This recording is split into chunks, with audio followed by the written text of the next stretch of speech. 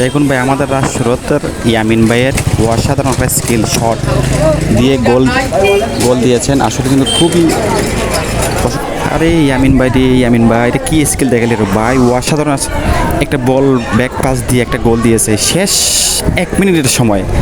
আসলে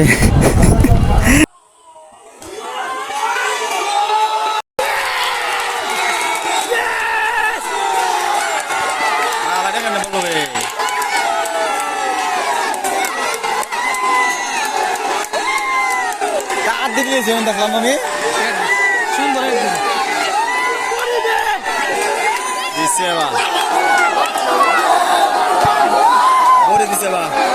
সুযোগ কামা লাগাই দিছে, এমন সময় খেলা দিতে দিতে পারতো না। ইয়া